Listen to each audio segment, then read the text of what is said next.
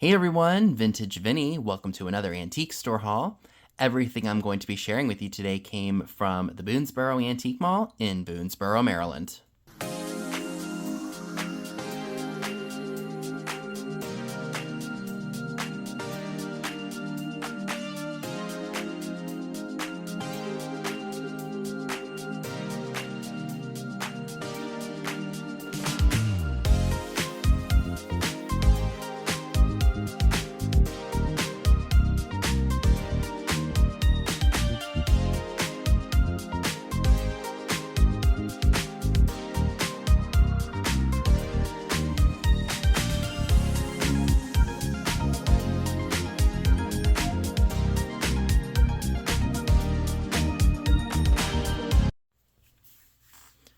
So it had been quite a while since I had visited this mall, probably in the last few months, which is always good because that means it gives the dealers there a chance to restock and put out new things. I spent a grand total of $54.08, and I definitely should be able to make that back and more. So without further ado, let's go ahead and get started, shall we? One of my favorite booths that's in this mall is on it's like a 3, 4, 5 shelves. And he has pretty decent stuff. Most of the time he's got like a 40% off sale. This time he had a 50% off sale, so I was able to get a few things from him. The first being this flower frog. As you can see, it is definitely in need of some cleaning. I got that for $2.25. I'm sorry. I probably got that wrong. $2.75, not $2.25. But the reason I picked this up is I was not sure if this would fit inside of this piece. You guys remember I bought this not that long ago, this little flower light bowl? And it does fit.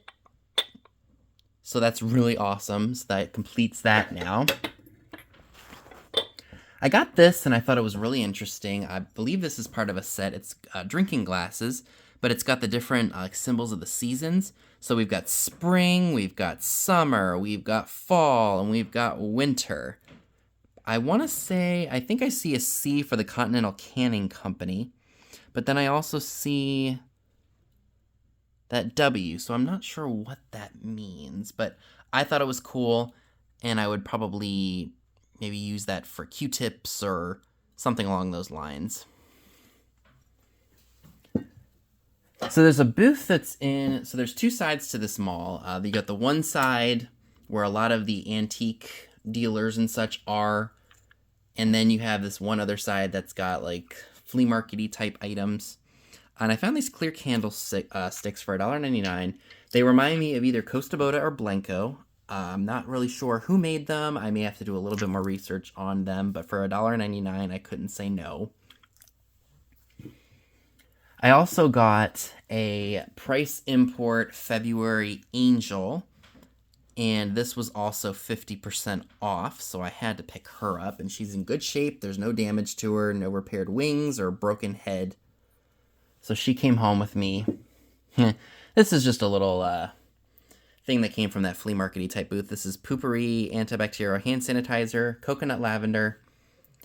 Very interesting. I never would have thought that a company like Poopery would have released hand sanitizer, but we all know a lot of different companies like Suave and Poopery and other Dove were all releasing hand sanitizer during the shortage of the COVID pandemic. So I smelled this, thought it was really good, and it was only 89 cents. So I was not hesitant to pick that up. Wasn't too hesitant about that. This beautiful bowl here has a glass handle. It's applied. And I did a quick lookup on it, and I believe that this was made by Empoli, so it's Italian. It's a really nice shade of blue. I mean, you guys know me and my blue glass. I love it. This I absolutely loved, and I think it was there the last time. I don't know why I didn't pick it up. Very mid-century. An apothecary jar for the bathroom. Somebody filled it up with these cotton Q-tips. These are great for cleaning little crevices of like glass and hard to reach areas with like sponges. And I, funny enough, went to Ross one day and I was just kind of cruising. When I go into a place like Ross or Burlington or even our stores, TJ Maxx and such, I never know what I'm going in there for. So I came across a whole big bag of these industrial-sized Q-tips. Like, I'm talking much bigger than these. And it was $5.99. It was, I think there's probably over 500 pieces in there. So I said, what the heck, let me grab these because I know I'll use them to clean items. So I don't know that I'll necessarily be using these for my ears. I will probably be using them to clean with. I just loved the jar. I mean, look at it. It's so mid-century. I love it. I am not sure who made it, but like I said, I picked it up. It was only $5, and I felt that that was a really good price. How nobody else picked that up? I have no idea. This I'll probably be bringing to the industrial sale with Katie if I don't decide to keep it. This is Calco Boiler Water Treatment. Trademark Reg US Pad-Off. Released by the Coleman Company in Everett, Massachusetts. I wish these kinds of things had years on them because that is just so stinking cool, isn't it? Also, that came from the 50% off booth. Also, I found this really cool Toby Quaker creamer pitcher. This was $3.75. Loved his colors. I just could not say no to that. This has actually been sitting at this mall for a while too. You know, I like to pick up new and old items. This is Turtle Wax Ice Synthetic Polish. I am not sure how old this is. I assume that it's a discontinued product because it sells really well. I believe I can probably get $50 to $60 for this. Unfortunately, I don't know who was handling this at the time, but I picked it up and put it in my basket and noticed that it was leaking. So I have to take out everything and wipe it down so it's not an issue. Unfortunately, with the leakage, it did reduce the amount that was in there, but not by much. So what did I pay for that? I paid about $3.50, and like I said, I could probably get $50 or $60 for this. Because if they don't make this anymore, and people who are loyal to their products, they will pay up for stuff. So the only other two items that I'd like to share with you all from my trip to Boonesboro, let's go ahead with these. So these are absolutely adorable. I believe they are made by Napco. They are poodles with the hats and the flowers. Unfortunately, I did not realize that one of the the poodle's hats had a chip on it. But I don't really think that's too much of a deal breaker because it's on the back, and when they're on display in a cabinet, you're not really even going to see them. It would be a really big deal if the tails were re-glued on or the heads had been decapitated and re-glued. They are adorable, and I could not leave them behind for the price, so I picked those up. Sap. And the only other thing that I would like to share with you all from my trip to the Boonesboro Antique Mall is this glass piece here. And I looked at it the first time, saw the price, and I was like, you know, it's cool, but I don't really know much about it. And funny enough, the vendor that was there, I think she maybe saw me looking at it in passing. And when I was getting ready to check out, she said, hey, I saw you looking at this piece. Do you want it for $6.95? Originally, she had it for $24.95, marked it down to $19.95. Oop, totally out of focus. And then she marked it down again to $15, and she's like, I'm somebody that likes to get rid of things. I don't like it sitting like some dealers do. So she offered it to me for the $6.95, and I said, you know what the heck? Let's go ahead and give it a shot. I did a quick lens search on it just because I wasn't sure if it was possible. Murano, I'm not an expert in Murano glass at all.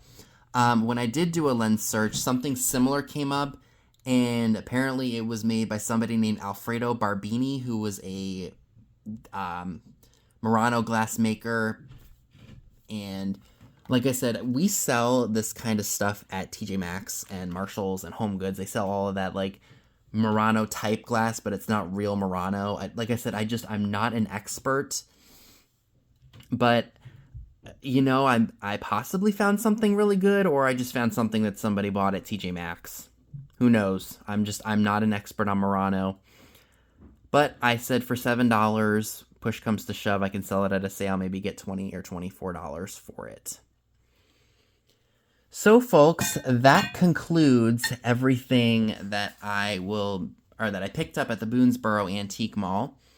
I do have an extended period of time off after tomorrow, which is Wednesday. My birthday weekend, I'll be 29 on next Tuesday, and I asked off for the entire week so that way I could take care of some stuff around here and do a little bit of antiquing.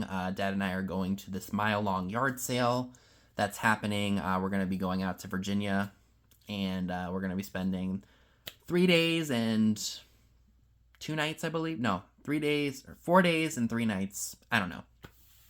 Anyway, so hopefully we find some good treasures there. I may or may not be going out to PA on Sunday just because I'm like, you know what? I'm kind of in a festive mood. I don't really have to be anywhere for the next few days. So I'll probably do my invoices for the 2 sales that I'm doing. The drop sale with Manor House Vintage and then my sale with Katie on Saturday. And then if I can get everything packed up and invoiced, if I want to go to the flea market on Sunday, I can. So we'll see what happens there. So again, I do want to thank you all so much for watching, and let me know down below in the comments section what were your favorite items. And the usual, stay tuned for my next video. Thanks so much for watching.